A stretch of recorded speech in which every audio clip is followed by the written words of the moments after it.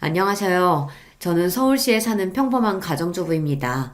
이렇게 내 사연을 얘기하게 된 것은 모든 이들 앞에서 꼭 하고 싶은 말이 있어서입니다. 지금 바람 피우고 있는 발정난 인간들에게 고합니다. 자식들 보기 창피하지 않습니까? 제발 일부 일처제 지키며 떳떳하게 좀 삽시다. 자고로 남의 눈에 눈물 나게 한 사람은 반드시 피눈물 나는 일이 생긴다고 했습니다. 그런데 내 주변에서 정말 그런 일이 생긴 것을 저 똑똑히 보고 말았어요. 이제 제가 보고 겪은 그 이야기를 시작합니다. 저는 27살에 시집와서 평범한 생활을 하고 있었어요. 그런데 성실하게 일 다니던 우리 남편은 어느 날 끔찍한 사고를 당하고 말았습니다. 회사 공장에서 작업하던 중 절단기계에 바지가랑이가 끌려 들어가서 심하게 다치고 말았어요.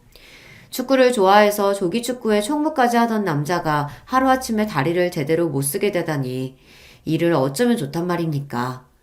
더구나 남편 회사에서는 자기들 책임이 아니라고 제대로 보상도 안 해주고 남편을 해고했습니다. 갑자기 장애를 입은 남편은 절뚝거리는 다리로 어디 누가 써주지도 않는 막막한 상황에 놓이고 말았어요. 형, 내 회사로 와. 형 식구들 먹고 살 정도는 월급 줄 테니까. 서방님네 부부는 둘이 함께 회사를 창업해서 잘 꾸려가고 있었거든요. 막막한 실업자 신세였던 남편에게 도움의 손길을 준 서방님과 동서에게 우린 참 고마웠죠. 남편이 공장 관리직으로 서방님네 회사에서 일한 지 한 1년쯤 되었는데요. 하루는 남편이 혼자서 이상한 말을 중얼중얼 하는 겁니다. 아, 이걸 보고도 못 본 채 해야 하나. 그렇다고 진실을 말하자니 가정이고 직장이고 아수라장이 될 것이 불보듯 뻔한데. 여보, 무슨 소리예요? 누가 회사에서 무슨 잘못이라도 저질렀어? 아니야, 당신은 몰라도 돼. 아이씨, 그냥 입 다물자. 하지만 그 뒤로도 남편은 가끔씩 혼잣말을 하고 무언가 고민하는 기색이 역력했어요. 남자가 바깥일을 하다 보면 골치 아픈 일들이 얼마나 많겠어요. 그냥 회사 일로 고민이 많구나 라고만 생각했었죠. 그런데 남편이 하는 말의 의미를 알게 된 건 그로부터 얼마 지나지 않아서입니다. 형님, 요즘 시간 있으시죠? 지금 회사 일이 아주 많은데 아마 형님 하시기에 그리 어려운 일은 아닐 거예요. 괜찮으시면 나와서 좀 도와주세요. 집에서 노느니 한 푼이라도 나가 버는 게 좋죠. 이게 웬 횡재냐 싶어 당장 나갈 수 있다고 대답했어요. 다음날부터 저도 서방님네 회사에 나가서 일하게 되었습니다. 제품을 포장하는 직원이 갑자기 병가를 내서 대타로 내가 하기 시작했는데 뭐 별로 어려운 일도 아니고 이렇게 일하면 하루에 8만 원이나 준다니 너무 이득이잖아. 신바람이 나서 일하고 같이 하는 직원들하고도 금방 친해졌습니다. 내가 또 유들유들 사람들 비위도 잘 맞추고 명랑해서 친화력 하나는 왔다거든요. 당신 요즘 회사에서 일하는 게 꽤 즐겁나 봐. 벤질거리던 영숙씨 대신 당신이 계속 다니면 어떠냐고 직원들마다 당신 칭찬이야. 우리 마누라 일도 잘하고 아주 기특해. 남편은 내 엉덩이를 툭툭 치며 이렇게 기분 좋은 농담을 건넸어요. 여보, 나 일 잘하는 체질인가 봐. 애기 어린이집 보내는 것도 좋고 한 달에 150만 원이나 주는데 그게 어디야. 이참에 진짜 내가 확 그 자리 꿰차버려? 그럴까 그럼? 동생한테 얘기 한번 해보지 뭐. 아이 좋아라. 나도 이제 멋진 일하는 여성이다 이거야. 그런데 회사에서 서방님에 대한 이상한 소문 도는 거 당신도 알아? 내가 공장에 나간 지 얼마 안 되었지만 좀 수상한 모습을 보게 되었어요. 분명히 서방님이랑 동서 둘이 공동 대표인데 두 사람은 늘 따로 돌았어요. 서방님은 자주 밖으로 나가서 일을 하고 비서도 아닌 어떤 여자 직원이랑만 꼭 같이 나가더라고요. 그뿐 아니라 공장에 방문할 때도 둘이서 있는 모습이 뭐랄까 괜히 다정해 보인달까요? 망측한 아줌마 주책이랄까 싶기도 하고 여긴 우리 시댁 가족 내 회사니까 말은 아꼈지만 속으로도 참 보기 안 좋았습니다. 서방님도 참 직원들 보는 눈이 다 있는데 저렇게 여자 직원이랑 둘만 다니는 모양새가 영 좀 그렇네. 근데 그게 저의 눈에만 그리 보인 것이 아니더라고요. 사장님은 오늘도 성 차장님이랑만 다니네 그려. 저리 붙어 다니다가 정분하는 거 아니여? 에이 설마 마누라가 떡하니 회사의 대표로 버티고 있는데 설마야. 그게 영 없는 소리는 아닌 것 같아. 거래처 사람 말이 출장 회의 끝나고 둘이 러브 호텔 들어가는 거 봤다지 아마? 세상에나 그럼 둘이 볼장 다 본 것이네. 아이고, 불쌍한 사모님 어쩌나. 으. 있는 소리 없는 소리 다 도는 게 회사 아니라지만 어쨌든 내가 볼 때도 서방님이 하고 다니는 행동들이 의심스러웠습니다. 저런 얘기까지 듣고 가만히 있을 수 없어 남편에게 단도직입적으로 물어봐야겠다고 한 거죠. 남편은 오랫동안 서방님 회사에 다녔고 또 형이니까 뭐라도 나보다는 자세히 알 것 아닌가 싶어 딱 물어봤어요. 그 있잖아. 성경화 차장이라고 서방님하고 맨날 붙어 다니는 직원. 그 여자 결혼은 했어? 성 차장? 아직 미혼이야. 나이도 적지 않아 보이던데 미스야? 그런데 요즘 회사에서 둘이 소문이 이상하게 도는 거 여보 아나? 내가 보기에도 그저 직장 동료치고는 과하게 가까워 보여. 둘이서 붙어 있는 것만 보면 내가 괜히 열불나더라. 알지. 그래서 내가 성건이한테 여러 번이나 얘기했는데 그냥 비웃고 말더라. 자기들이 진짜 이상한 사이면 회사에서 직원들 다 보는 앞에서 그러겠냐고. 그러니까 당신도 괜히 색안경 쓰지 말라고. 그런 거 신경 쓰다 보면 일하는데 지장 주고. 게다가 우리가 남이야. 다 한 형제들인데. 혹여나 입방정 떠는 직원들 있으면 당신이 못하게 막으라고. 알겠어? 나 먼저 잔다. 남편은 괜히 심통 부리면서 나한테 뭐라 언짢아 하기까지 했어요. 하긴 내 동생이 불륜인 거 아니냐고 묻는 건데 그런 소리 듣기 싫기도 하겠죠. 만에 하나라도 진짜 그런 일이 일어나지 않기를 누구보다 전 바라고 있습니다. 왜냐면 서방님의 아내인 우리 동서는요, 내가 정말 아끼고 좋아하는 사람이거든요. 제 몸 상할 만큼 열심히 회사 일하지, 거기에 시어머니부터 우리 부부까지 얼마나 신경 쓰고 잘해주는데요. 좋은 머리로 공부도 잘했던 사람이 이렇게 마음이 넉넉하기까지 한 경우는 나 처음 봐요. 학교 다닐 때 뭐 내가 공부를 못한 애라 그런지 공부 잘하는 것들은 좀 얄밉고 이기적인 것들이라고 그런 선입견을 갖고 있었거든요. 그런데 우리 동서는 잘난 척도 하나 안 하고 사람이 참 괜찮더라고요.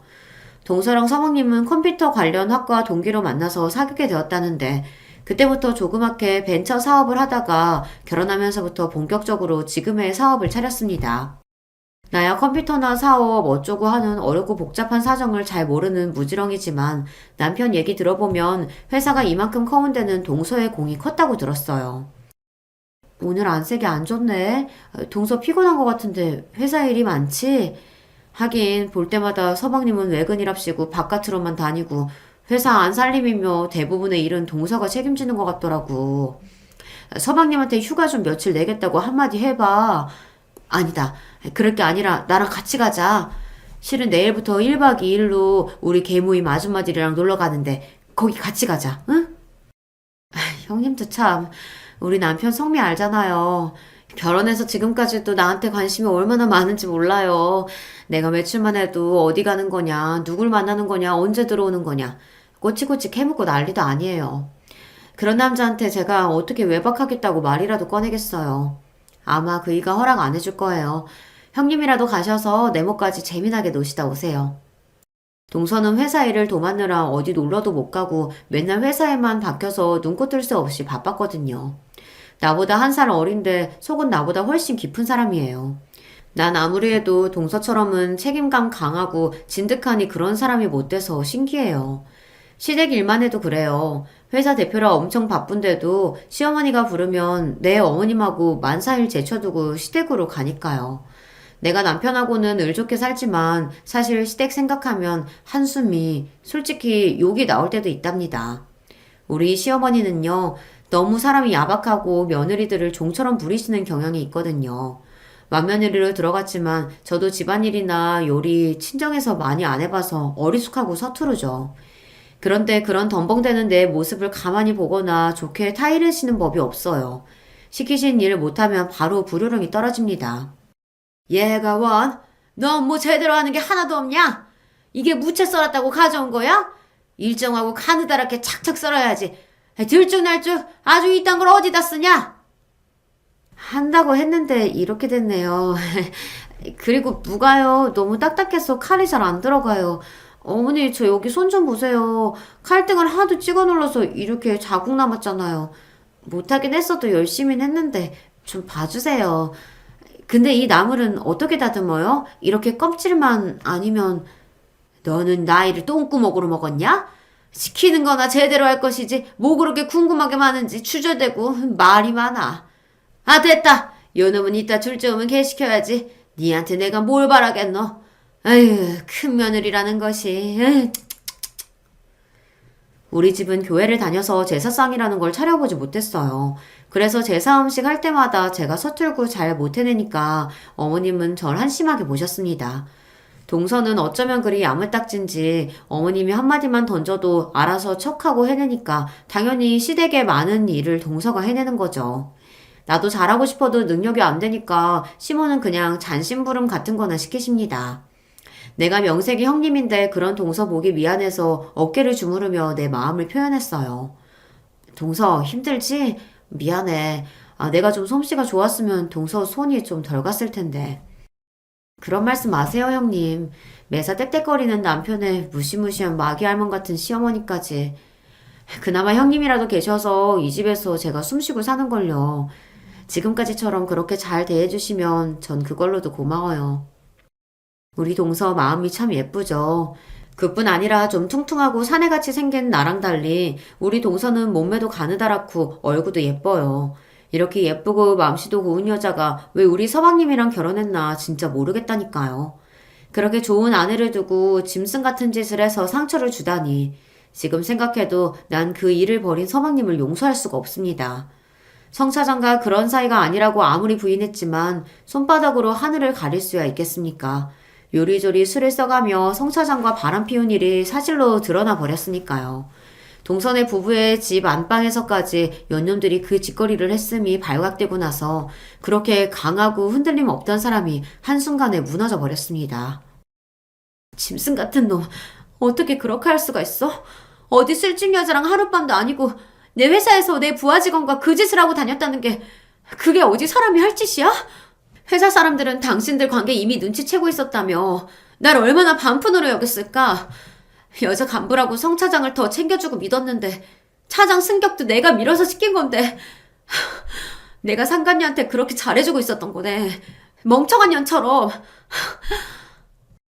처음 불륜이 발각되었을 때는 서방님도 성 차장과 곧 헤어지겠다고 반성하는 기색을 보였대요. 그렇지만 또다시 둘이 호텔을 드나들며 만나고 있다는 걸 알게 된 동서는 더 이상 참을 수 없었던 겁니다.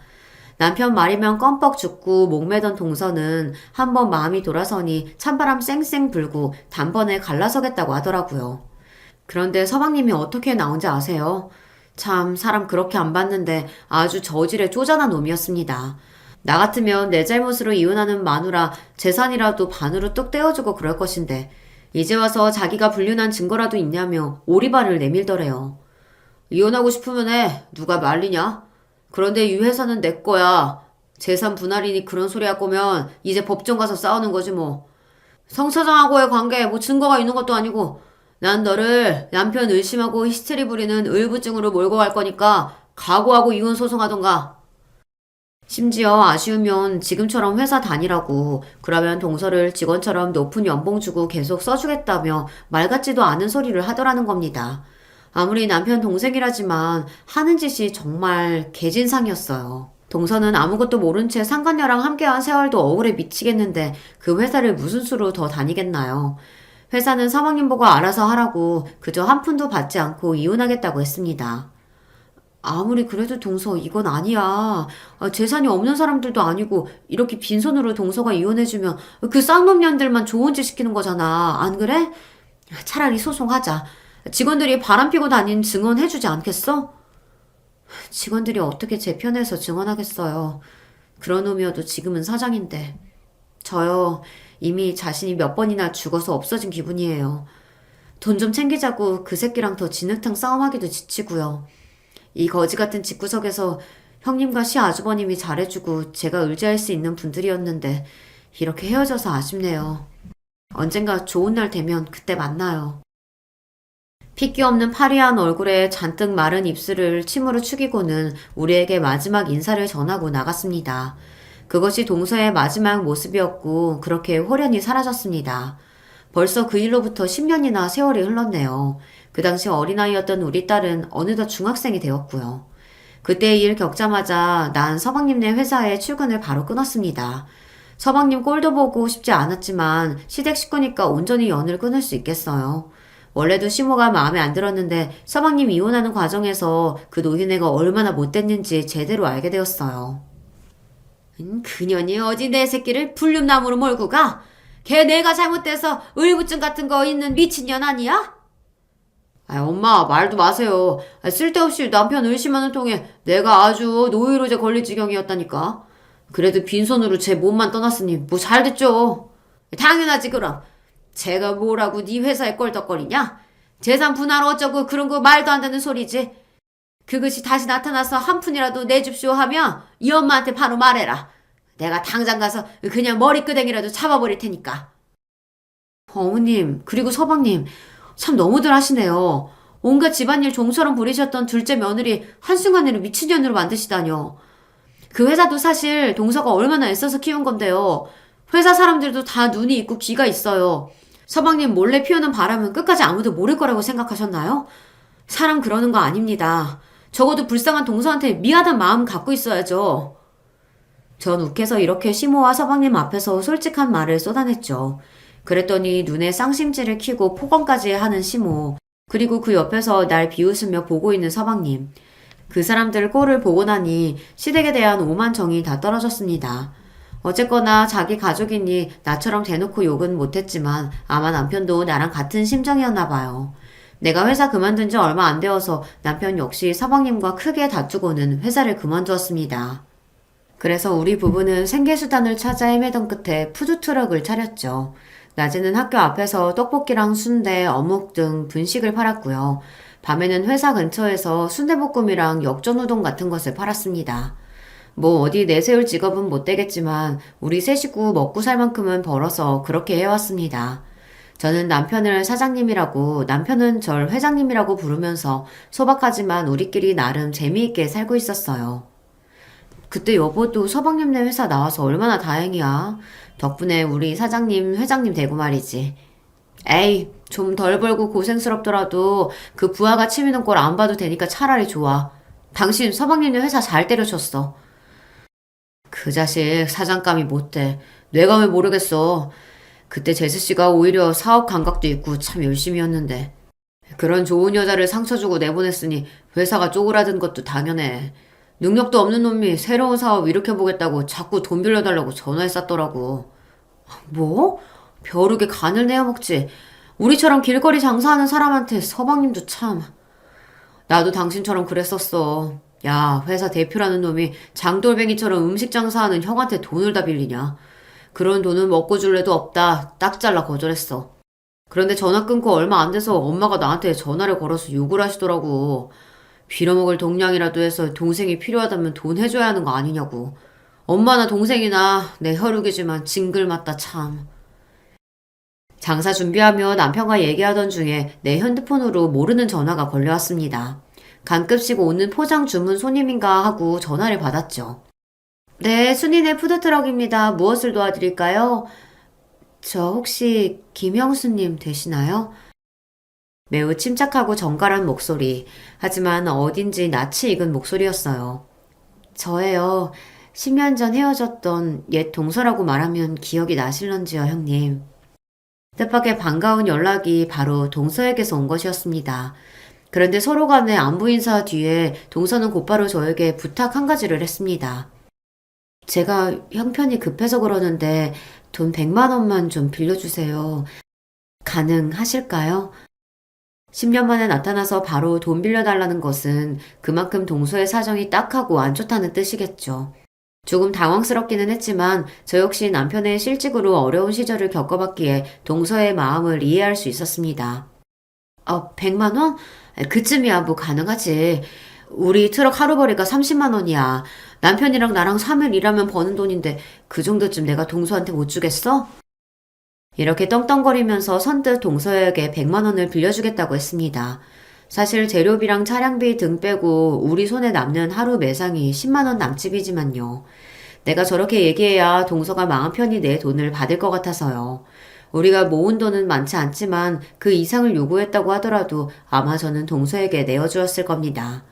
그리고 약속한 날 동서는 내가 말해준 푸드트럭 서 있는 곳으로 찾아왔어요.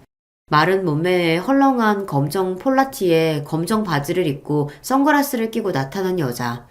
그녀는 날 형님이라고 친근하게 부르며 얼굴에 걸쳐져 있던 선글라스를 내렸습니다. 시간이 많이 흘렀지만 그녀가 옛 동서라는 것을 알아차리는 일은 어렵지 않았어요. 나도 모르게 동서를 얼싸안고 얼마나 반가워했는지 모릅니다. 동서는 별로 안 늙었다. 고운 얼굴이 그대로네. 여기로 와 앉아서 이 어묵탕부터 먹어. 날씨가 보통 추운 게 아니야. 형님도 그대로시네요. 여전히 밝고 에너지가 넘치시는걸요? 우리는 감동의 재해를 한 뒤 난 준비했던 돈 봉투를 가방에서 꺼내어 동서에게 주었습니다. 약소한 금액인데 그래도 동서한테 도움 되었으면 좋겠다. 형편되면 천천히 갚아. 건네준 봉투를 받아든 동서는 무슨 생각을 하는지 어묵을 씹으면서 잠시 말을 잇지 못했습니다. 형님은 참 세월이 흐르면 사람도 변하건만 형님의 그 마음씨는 변치 않으셨군요. 정말 다행이에요. 저 꼭 이 돈 갚으러 다시 올게요. 어묵 잘 먹었습니다. 손님이 또 찾을 만큼 맛있네요. 동서가 떠나는 뒷모습을 보며 왈칵 눈물이 날 것 같은 걸 겨우 참았습니다. 아휴, 복장 터져. 불쌍한 사람아. 그렇게 이혼당했으면 좀 잘 살 것이지.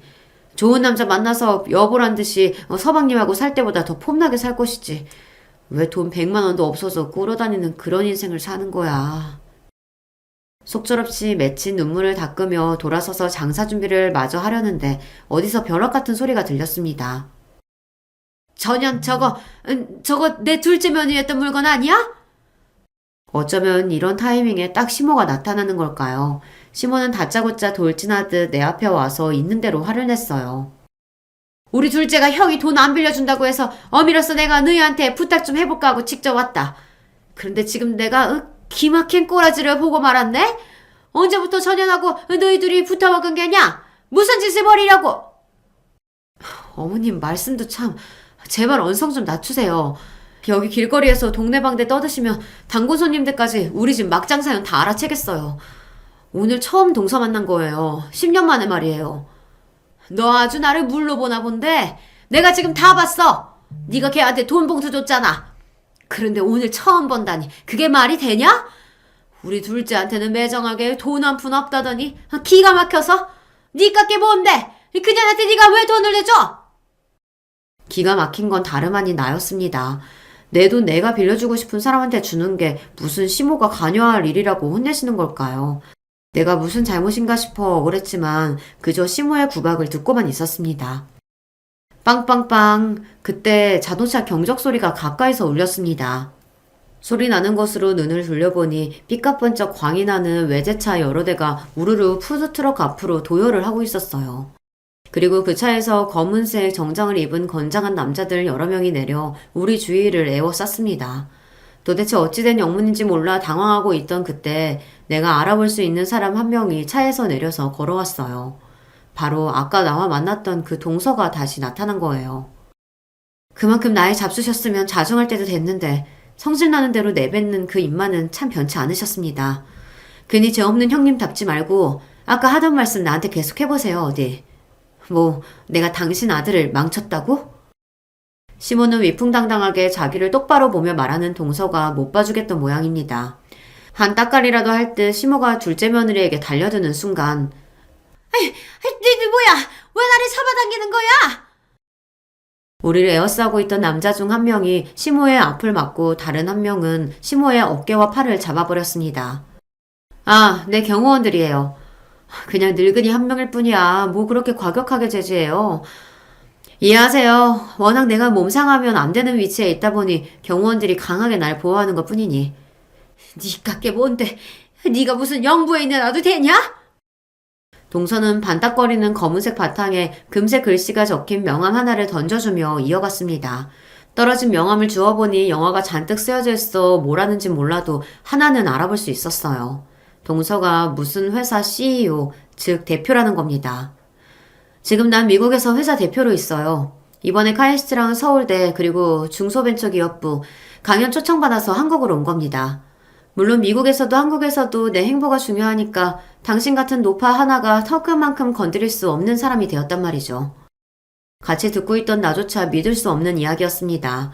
누구한테 기싸움으로 밀려본 적이 없던 시몬은 그대로 있다간 자기가 무슨 일이라도 당할까 무서웠는지 순식간에 사라지고 없더라고요. 동서, 그 말이 사실이야? 성공하고 맞냐고. 정말 잘됐다. 그런데 아까 나한테 돈 끌어온 건 뭐야? 연기한 거니? 네, 저는 꼭 해야 할 일이 있어서 이번에 한국으로 들어온 것이랍니다. 그래서 그 일을 도모하는데 형님께서 저와 함께할 사람인지를 시험해야 했어요. 속에서 언짢으셨다면 죄송해요. 난 괜찮아. 그보다 그간 무슨 일이 있었던 거야? 이혼한 직후 전 빌탈털이 신세로 돌연 미국행을 나섰어요. 한국에서의 인생은 지긋지긋했으니까 새 출발하고 싶은 마음이었던 것 같아요. 거기서 공부도 하고 비슷한 업계 사람들과 이런저런 창업 아이템 구상하다가 지금의 회사를 설립하게 됐어요. 생각보다 회사가 잘 돼서 전 이렇게 엄청난 부를 이루고 한국 정부에서 초청받을 만큼 명성도 쌓게 되었죠. 동사가 무슨 보안 소프트웨어를 만드는 회사라고 설명하는데 잘 모르겠지만 하루 3시간 이상 자본 적 없고 옷 고를 시간도 없어서 매일 안경에 똑같은 검정 옷차림으로 다닌다고 합니다. 그나마 오늘은 멋지게 형님 앞에 서는 날이니 렌즈도 끼고 구두도 신어보았어요. 이렇게 말하며 활짝 웃는 동서가 참 대단해 보였습니다. 이혼녀가 타지에서 맨손으로 그렇게 성공을 일구는 게 어디 쉬웠겠나요? 허리춤에 있던 손으로 내 손을 잡는 동시에 동서는 자신만만한 미소로 내게 말했습니다. 자, 그럼 이제부터 제가 저 집안 사람들한테 무슨 짓을 벌일 건지 그 계획 한번 들어보시겠어요? 난 동서를 도와 그녀가 벌인 피해 복수국에 힘을 보태기로 했습니다. 부정한 짓으로 결혼을 파탄낸 자들이 아무렇지 않게 살아가는 꼴을 전 보기 힘들었으니까요. 요새 서방님네 회사 자금 사정이 안 좋은가 봐. 오죽하면 우리같이 근근히 버티는 사람한테 매일 찾아와서 손 벌리겠어. 시모도 진작 집 저당 잡혀서 돈 해준 것도 모자라서 우리 보고 돈 빌려주라고 닥다리거든. 그러던 차에 내가 동서한테 돈 빌려준 걸 목격하고 말았으니 눈 뒤집혀서 난리를 쳤던 거지. 내가 조사한 바로도 그래요. 그래서 바로 그 점을 약점으로 파고들 거예요. 아주버님이나 형님이 주선해서 여기 내 비서를 투자자라며 전 남편에게 소개해주세요. 그건 어렵지 않은 일이었습니다. 돈이 궁한 시기에 투자자라니 서방님이 얼씨구나 할 일이죠. 역시나 남편이 서방님에게 동서의 비서를 소개하니 서방님은 물론 시모까지 두 손 벌려 환영했습니다. 그래 그거요. 진작에 그렇게 동생 도와줄 일이지. 걔가 잘 되는 게 우리 집 전체가 일어서는 길이야. 그 회사만 전처럼 잘 돼봐라. 너희 남편이나 너나 거기 직원으로 써주겠지. 안 그러냐? 소개해준 이후 동서의 비서가 서방님에게 무슨 일을 했는지는 아주 나중에 듣게 되었습니다. 하루는 동서의 초대로 서울의 최고급 호텔 스위트룸에 가게 되었어요. 듣기로는 하룻밤에 수백만 원 한다는 그 휘황찬란한 방에 가서 동서는 사내진미를 차려놓고 나를 기다리고 있었죠. 와, 성공한 동서 덕에다 이런 데를 다 와보네. 이게 집이야 궁전이야? 한국에 있는 동안 저 여기에 머무를 거예요. 방도 몇 개 있으니까 언제든 놀러 오시면 저도 적적하지 않고 좋죠. 룸서비스로 조금 요리 시켜놨는데 더 드시고 싶은 건 얼마든지 시키세요. 그런데 형님, 성경화 차장 아직도 그 회사에 있나요? 동서 나간 뒤로 서방님이 승진 바로 시켜서 이제 부사장이야. 웃기지? 와, 참말로 이 스테이크 입에서 살살 녹는다. 차려진 음식들 먹느라 저는 혼이 빠진 채로 동서의 질문에 대답했어요. 원래부터 승진과 출세에 목매던 여자예요. 아마 그 여자 전 남편이 좋아서 접근한 것도 있겠지만 기회를 틈타서 내 자리를 노리려고 했다는 그런 생각도 했거든요. 어쨌든 잘 됐네요. 둘이 한 세트로 있으면 복수할 일이 더 간단해지니 말이에요. 그런데 말이야 더 웃긴 건 성 부사장 결혼까지 했어. 서방님이랑 그 짓거리 한 걸 회사 사람 전부 아는 마당에 모두 결혼식 초대까지 하고 말이야. 연하에 잘생긴 남자가 신랑이던데 그 남자는 그런 사정 모르고 좋아서 실실 웃던데 참 불쌍하지. 내가 보니 불륜이라는 것은 사람이 머리부터 발끝까지 뻔뻔함으로 무장해야 가능한 일이 아닌가 싶어요.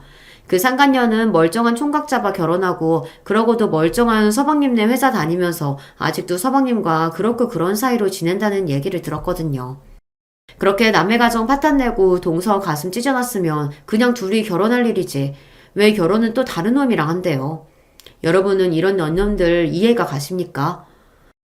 회사가 그렇게 돌아가니 더 못 봐주겠더라고. 성질나서 난 동서 떠난 직후 바로 회사 나가고 우리 남편도 곧이어 그만뒀어. 그렇게 비위 좋은 작자질이 못 돼서 우리 부부는. 맞아요.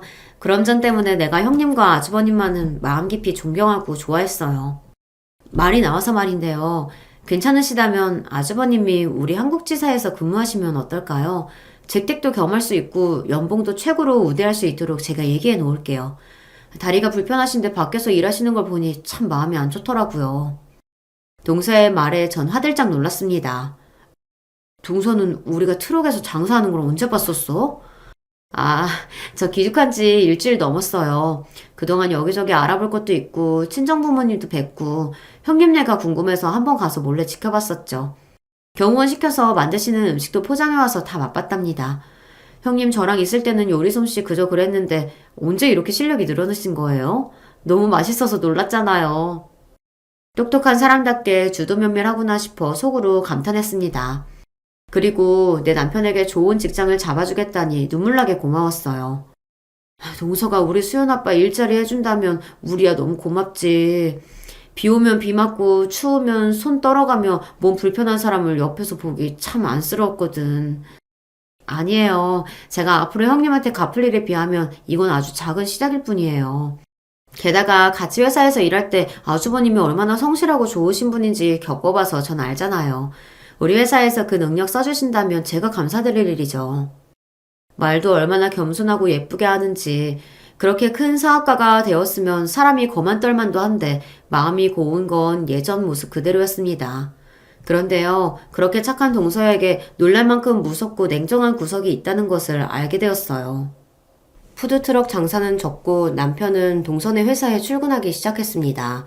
외국계 회사라 그런지 근무 시간도 자유롭고 몸이 불편한 남편에게 여러모로 편의를 봐주는 복지가 우수한 곳이었어요.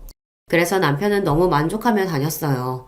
그리고 동서가 배려해서 그런지 놀랄 만큼 큰 연봉을 주겠다고 해서 처음 남편은 고사했다고 합니다. 그런데 회사 대표인 동서의 말이 연봉은요, 그냥 드리는 돈이 아니에요. 많이 드리는 만큼 최선을 다해 회사 위에 일하시리라 믿고 드리는 거니까요. 거절하지 않으셨으면 좋겠습니다.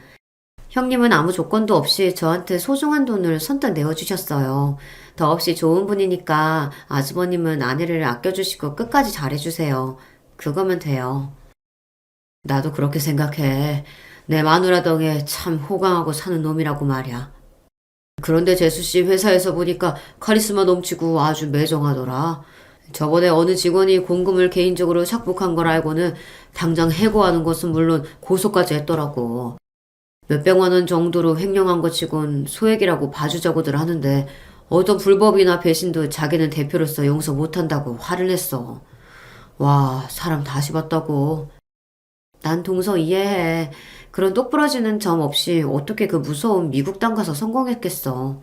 그리고 배신이 얼마나 사람의 살 떨리는 짓인지 경험했을 텐데 작은 거라도 용납 못하겠지. 아주 잘하고 있네 내 동생. 뭐? 동생? 언제부터 재수 씨랑 언니 동생 하기로 한 거야? 눈이 동그래진 남편 얼굴을 보니 킥킥 웃어대며 말했습니다. 저번에 호텔 가서 우리끼리 그런 얘기 했지. 동서 이혼하고 갈라선 마당에 이제 그 집안 며느리도 아니고 그냥 의자매처럼 언니 동생 하자고 말이야. 동서가 나타나며 우리 집안은 웃음이 늘었는데 시댁은 죽상이 되고 말았죠. 어느 날 시모가 당장 시댁으로 튀어오라며 불렀습니다. 올 것이 왔구나 하는 염려로 크게 심호흡 한번 하고 시댁에 들어갔어요. 너희들 짓이지? 내 둘째 아들 망하게 한 거 니들 어떻게 책임질 거냐? 서방님만 아들이고 자식이에요? 우리 남편은요. 왜 매번 우리한테만 뭐라고 나무라세요? 우리가 뭘 잘못했다고 다짜고짜 화부터 내시는 거예요. 장남이면 뭐하냐? 다리 병신된 놈이 우리 집안을 이렇게 세우겠어? 너희들이 동생한테 이상한 놈 하나 소개해줬다면서 그 놈 때문에 회사 망하게 생겼다고 둘째가 다 죽는 얼굴이 됐더라. 어머님 참 모르시는 말씀. 애초에 그 회사는 동서가 잘해서 그만큼 커진 거예요. 서방님 능력 때문에 사업이 안 되는 걸 왜 애꿎은 남 탓을 하세요? 내가 괜한 의심하는 게 아니야. 장사하던 트럭에서 그년하고 너하고 작당 모의하는 걸 내가 봤거든. 그러니까 니들이 뭔 짓을 벌여도 벌인 게지. 내 말이 아니냐? 의외로 시모는 날카로운 구석이 있었습니다. 서방님 회사의 악재에 나와 동서가 개입되었다는 것을 눈치챈 모양이었어요. 틀린 말이 아니라서 전 입을 다물고 있었습니다. 시몬은 더 열받아서 결국 옆에 있던 돋보기를 나한테 던져버렸어요. 그 때문에 내 이매가 찢어져서 피가 한 방울씩 뚝뚝 떨어지고 그걸 본 전 기겁하고 놀라 나자빠졌어요. 나 머리에서 피나요. 어서 병원 가야 하는데 다리에 일어설 힘이 하나도 없네. 저 좀 병원에 데려가 주세요, 어머니. 보이진 않지만 너희들 때문에 내 속은 이미 썩어지고 피가 뚝뚝 떨어진다, 야. 내 지병과 당 수치가 최악으로 치다른 게 다 너희 때문이라고. 병원 같은 소리 안 해. 휴지로 피나 닦으면 될 일이지 유난 떨고 뭘. 시몬은 내 앞에 휴지깍 하나를 던져주었을 뿐입니다. 기가 막힌 나머지 전화를 걸어 남편에게 당한 일을 모두 일러바쳤어요.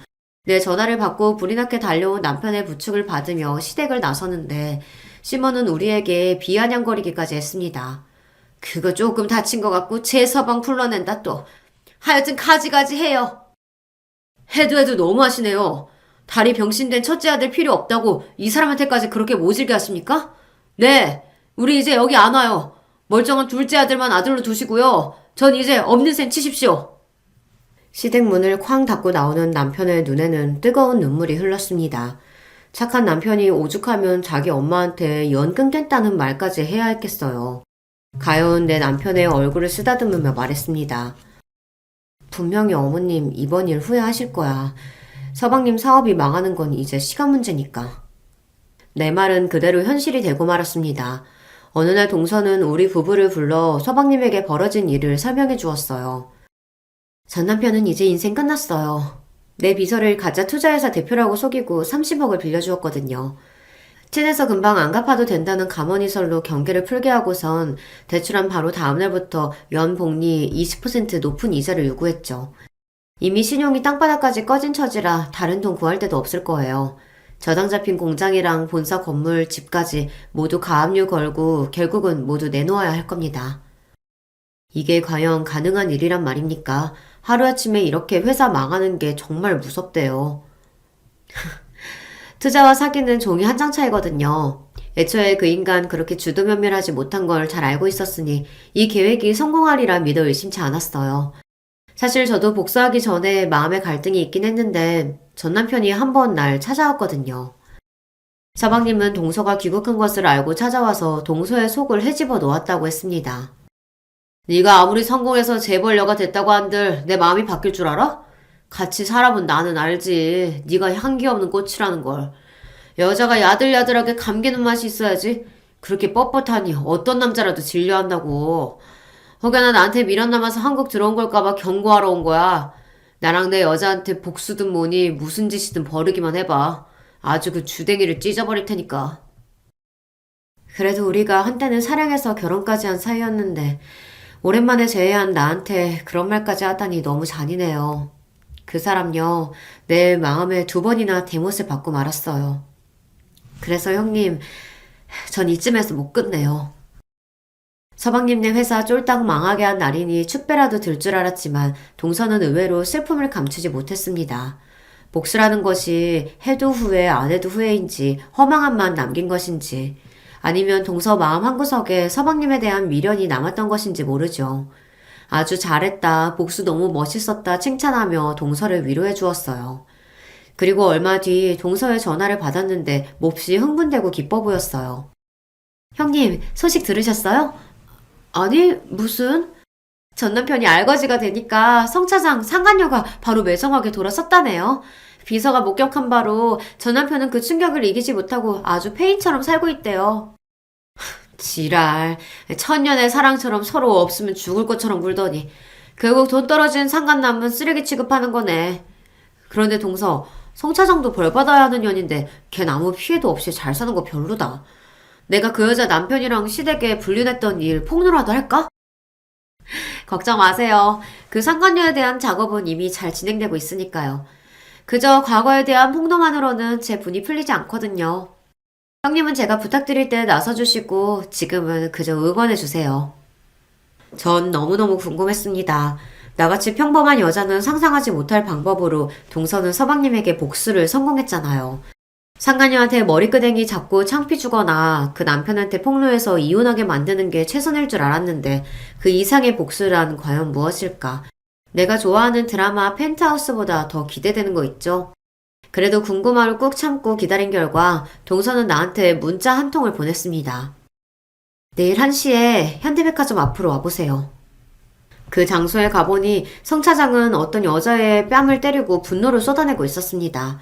늘 당당한 커리어우먼인 척, 지적인 척 그런 모습만 보았던 나는 저 여자가 내가 아는 그 여자가 맞나 몇 번이나 눈 비비고 다시 봤다니까요.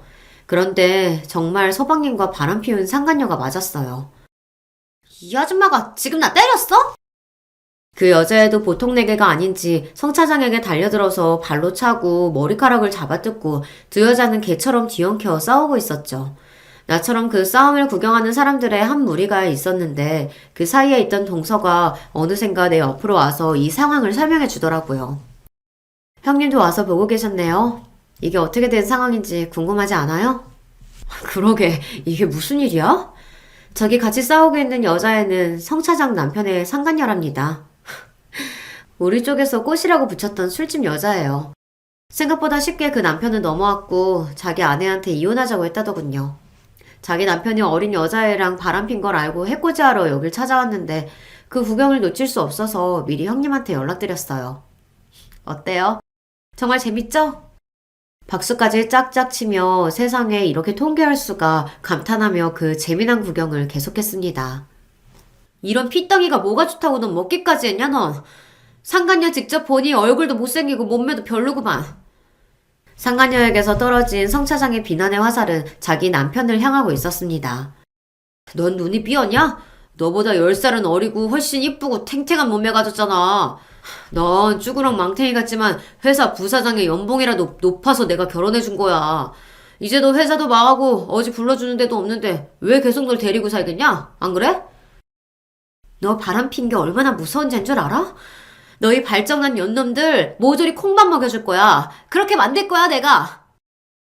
분노가 치솟아 눈에 핏발까지 선 청차장은 거의 짐승처럼 울부짖었습니다. 그때 구경하는 인파를 해치고 나간 동서가 그들 앞에 나섰어요. 애초에 발정난 년은 너였지 아마? 당신은 예전 사모가 어떻게 여기에 있는 거지? 나는 베네샬 회사 공동대표이자 김 사장의 아내였습니다. 그런데 버젓이 내 회사에서 김 사장과 당신 아내가 바람피고 있었고 분처인 나까지 내쫓은 아주 악녀였죠. 심지어 당신과 결혼한 이후에도 김 사장과의 관계를 유지하고 있었습니다. 알고 계셨나요? 동서 말을 듣던 성 차장의 남편은 바로 눈이 뒤집혀 버렸습니다.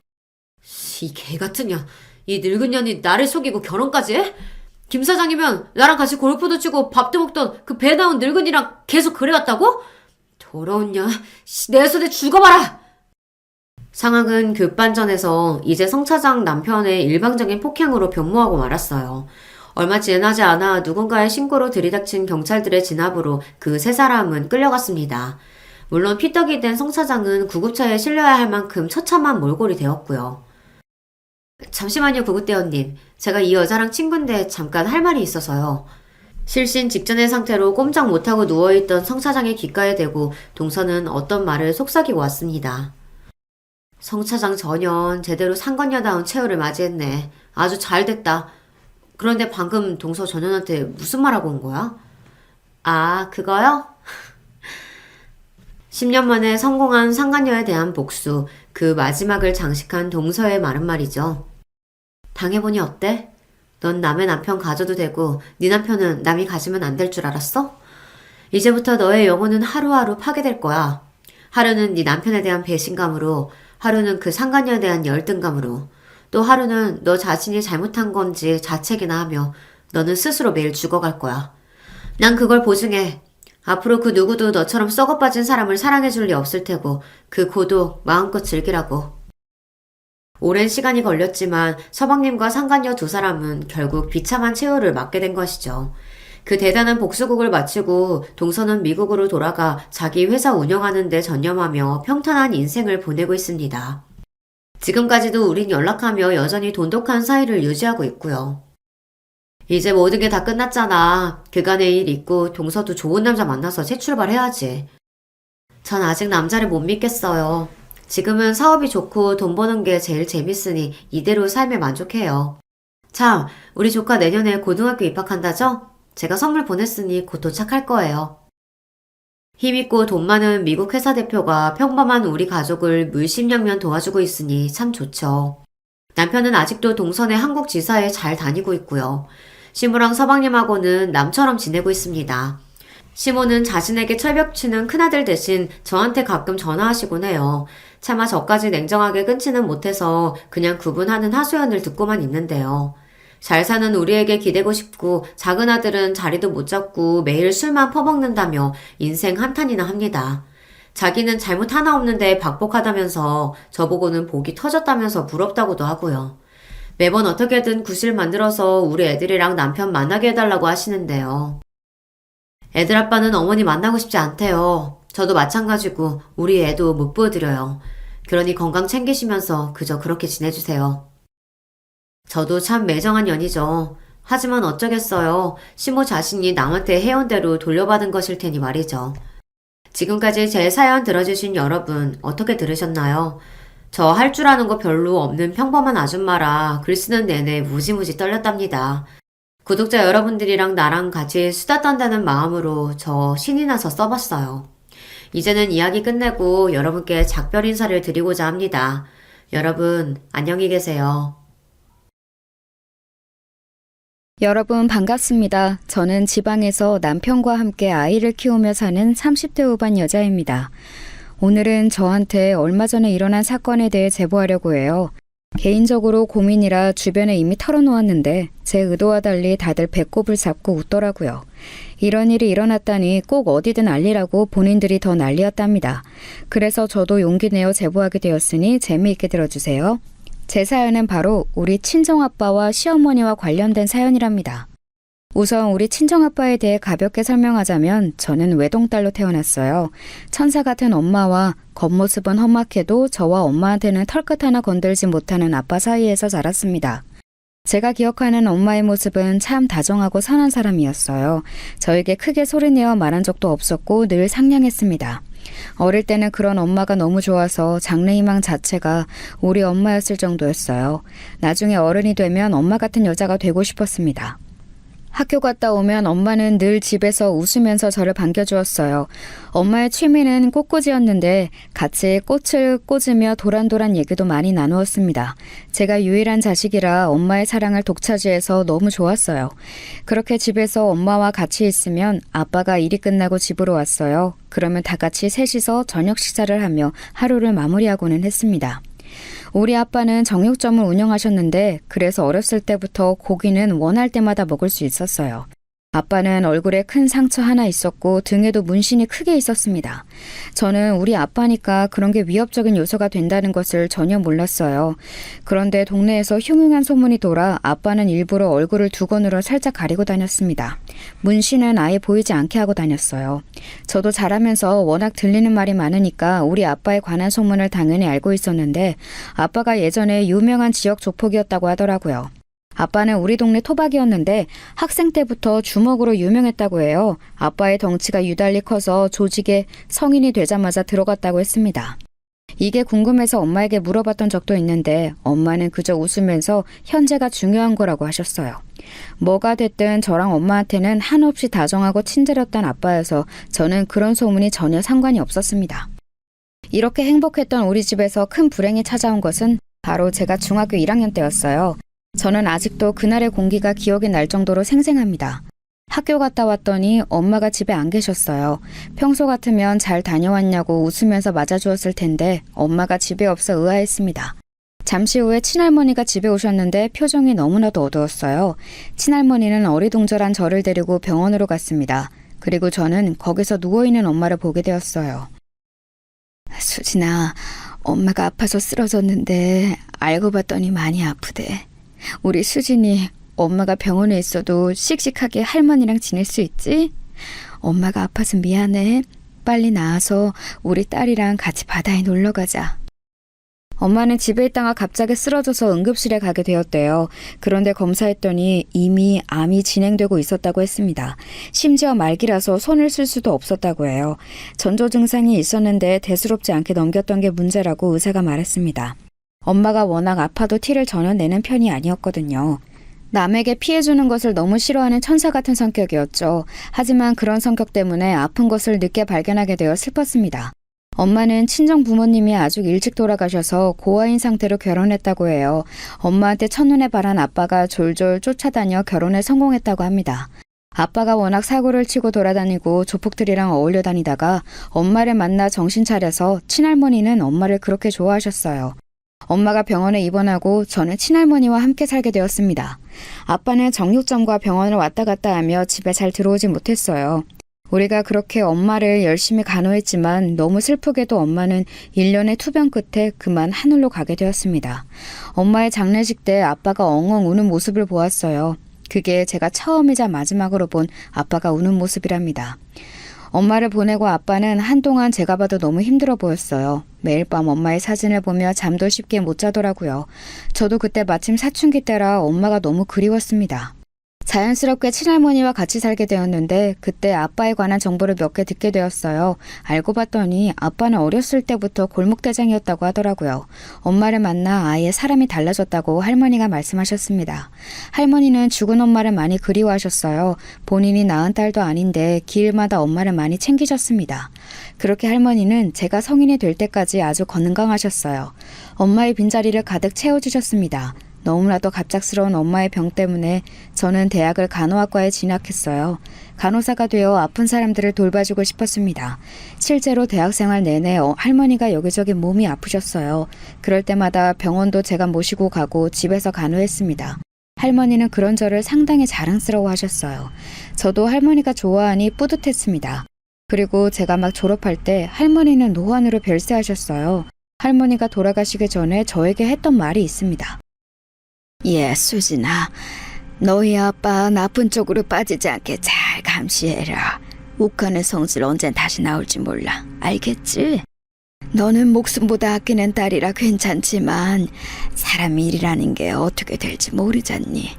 어디 또 조직에 들어갈 것 같으면 그냥 네가 아빠 데리고 어디로 떠나라. 알겠어요, 할머니. 아빠는 걱정하지 마. 하늘에 가서 편히 쉬어.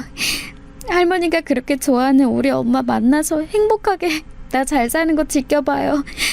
그동안 나 키워줘서 너무 고마워요. 할머니는 그렇게 돌아가셨고 그 뒤로는 아빠와 저와 둘이 살게 되었어요. 저는 사실 학생 때는 공부하느라 할머니가 왜 아빠를 그렇게 걱정하는지 몰랐습니다. 저한테는 너무 상냥했고 다정한 아빠였거든요. 오히려 제가 아빠한테 짜증도 많이 내고 퉁명스럽게 하는 날이 많아 미안했습니다.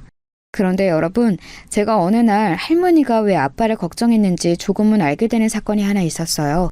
그건 바로 제 스토커 때문이었습니다. 할머니가 돌아가시고 취업하기 전까지 시간이 조금 남아서 아르바이트를 했던 적이 있어요. 작은 카페였는데 거기 손님 중 한 명이 저에게 호감을 표현했습니다. 하지만 저는 곧 취업할 예정이었고 무엇보다 그 손님이 제 스타일이 아니었어요. 그래서 정중하게 거절했는데 그 스토커는 포기를 모르고 저를 따라다녔습니다.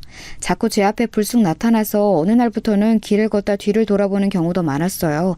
그리고 이걸 아침에 밥을 먹으며 대수롭지 않게 아빠에게 말했던 날이 있습니다. 그런데 그날 저녁에 또 그 스토커가 저를 따라왔어요.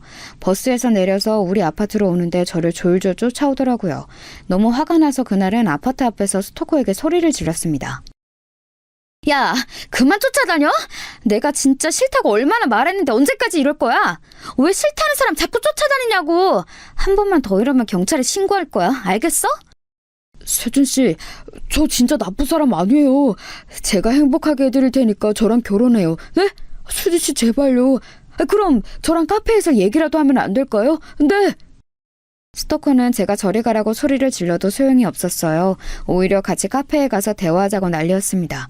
제 손목을 잡고 데리고 가려고 했어요. 주위에서 사람들이 쳐다보는 것이 느껴졌습니다. 너무 곤란해서 진짜 경찰에 신고라도 할까 고민하고 있었는데 바로 그 순간이었어요. 수진아! 야, 이 새끼야, 너 뭐야? 수진아, 너는 집으로 올라가. 가서 문 잠그고 그냥 씻고 있어. 나머지는 아빠가 알아서 할 테니까 올라가. 퇴근하던 아빠가 그런 제 모습을 보게 되었습니다. 그러더니 바로 그 스토커의 손을 제 손목에서 떼어냈습니다. 아빠는 저보고 빨리 위로 올라가라고 했어요. 마침 스토커의 얼굴을 더 보기도 싫었고 주민들이 쳐다보고 있어서 창피했던 저는 바로 아빠 말을 들었습니다. 스토커는 그런 저에게 이름을 부르려고 했는데 아빠가 입을 막아 끝까지 발음하지는 못했어요. 그리고 그 뒤로는 정말 스토커의 머리카락 한 올도 볼 수 없었습니다. 아빠가 어떻게 처리했는지 저도 모르겠어요. 하지만 그날이 제가 처음으로 본 아빠가 타인을 제압하는 모습이었습니다. 그렇게 저는 아빠 덕분에 스토커 사건이 잘 마무리되었어요. 나중에 어떻게 된 거냐고 물어도 아빠는 그저 미소만 지을 뿐이었습니다. 그리고 저도 바로 취업해서 정신이 없었어요. 스토커 사건 이후에 저는 대학병원에 간호사로 입사하게 되었습니다. 그리고 거기서 남편을 만나게 되었어요. 남편은 병원에서 일하는 행정직원이었습니다. 제가 신입 간호사라 병원 사무실에 갈 일이 되게 많았거든요. 그렇게 일하다 눈이 맞았어요. 우리는 3년의 교제 끝에 결혼까지 하게 되었습니다. 그리고 오늘 제 사연의 주인공인 시어머니가 등장하게 돼요. 사실 남편과 저는 연애 때도 단 한 번도 싸운 적이 없습니다. 저는 할 말은 다 하는 사람이고 불만 표현을 그래도 꽤 하는 편이에요. 그런데 남편은 불편한 분위기를 너무 싫어하고 남에게 싫은 말을 할 바엔 본인이 참는 사람입니다. 그래서 연애 때 아예 싸웠던 적이 없어요. 남편이 갈등이 생기면 알아서 본인이 사과했거든요. 그런 남편의 성격이 좋아 결혼을 결심하게 되었는데 오히려 결혼하니 그게 문제였습니다. 사실 결혼 전부터 저는 조금씩 시댁과 마찰이 있었어요. 저는 엄마가 중학생 때 돌아가셨잖아요. 그런데 남편은 아빠가 고등학생 때 돌아가셨대요. 이렇게 한 부모 밑에서 자라서 우리가 유난히 공통점이 많아 잘 통하기도 했었거든요. 그래서 서로 결혼해서 혼자 남은 부모님들을 잘 챙기자고 했었죠. 외동이었던 저와 달리 남편은 여동생이 한 명 있었습니다. 그런데 연애할 때 여동생이 있다는 말은 해도 둘이 딱히 교류가 있는 것 같지는 않았어요. 저는 외동생이라 늘 언니나 여동생이 있는 친구들에 부러웠거든요. 그래서 결혼하면 저한테도 여동생이 생기는 거니까 내심 기대하고 있었습니다. 그런데 남편에게 시댁에 정식으로 인사하러 가기 전에 여동생을 먼저 보고 싶다고 하니 당황했어요. 굳이 그럴 필요가 있냐고 하더라고요. 조금 이상하다고 생각했는데 시댁에 인사드리러 가기 이틀 전에 갑자기 모르는 번호로 전화가 왔습니다. 그 전화를 받았더니 어떤 젊은 여자였어요. 그 여자는 제 남편의 여동생이라고 본인을 소개하며 아무에게도 알리지 말고 따로 만나자는 말을 제게 했습니다. 제가 남편하고 같이 나간다고 했더니 그러면 만나지 않겠다는 말에 의아함을 가지고 만나게 되었어요. 우리 집 주변에 있는 카페에서 만났는데 그 여성분은 얼굴이 남편과 아주 많이 닮았습니다. 누가 봐도 여동생이라는 것을 알 수 있었어요. 방 밖에 인사한 저와 달리 얼굴에 근심이 많아 보였어요. 한참을 뜸을 들이던 여동생은 제게 말했습니다. 갑자기 이런 말을 해서 이상하게 생각하실 수도 있어요. 그런데 저는 그래도 이 사실을 꼭 알고 결혼하셨으면 해요. 저는 성인이 되고 바로 집을 나왔는데 그게 다 우리 엄마 때문이에요. 원래도 우리 엄마는 아들밖에 모르는 아들바락이었는데 아빠가 돌아가시고 오빠에 대한 집착이 더욱 심해졌어요. 저는 이 결혼 반대예요. 우리 오빠는 멀쩡해도 엄마가 어마어마한 집착을 가지고 있거든요. 조심하세요.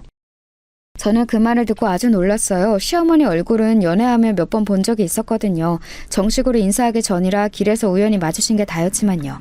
그래도 짧게 인사했던 경험으로는 사람이 되게 상냥하고 다정한 사람으로 생각했었어요. 돌아가신 우리 엄마가 그랬던 것처럼요. 그런데 남편의 여동생 말을 들으니 너무 당황했습니다. 제가 당황하자 여동생은 한숨을 푹 쉬었어요. 원래는 이 말을 하지 않으려고 했대요. 그런데 결혼이 애들 장난도 아니고 한 사람의 인생에 걸린 일이니까 얘기하는 거라고 하더라고요. 물론 고맙기도 했지만 한편으로는 되게 혼란스러웠습니다. 여동생은 그 말을 끝으로 자리에서 일어나서 나갔어요. 저는 여동생의 말을 듣고 많은 생각이 들었는데 결론은 제가 직접 판단하고 싶었습니다. 어차피 이틀 후면 시어머니를 정식으로 뵐 날이 오잖아요. 그래서 잔뜩 긴장한 채로 시어머니를 뵈러 가게 되었습니다. 결혼 허락을 받으러 가는 길이라 매우 떨렸어요. 약국에 가서 청심환까지 사 먹을 정도였습니다. 그런데 제가 너무 미리 걱정했던 걸까요? 시어머니는 의외로 굉장히 친절하셨어요. 여동생의 얘기를 미리 들어 긴장했는데 저한테 딸처럼 잘 대해주셨습니다. 또 제가 어려서부터 된장찌개를 굉장히 좋아했었어요. 찌개만 있으면 일주일 내내 밥 걱정이 없을 정도로 잘 먹었습니다.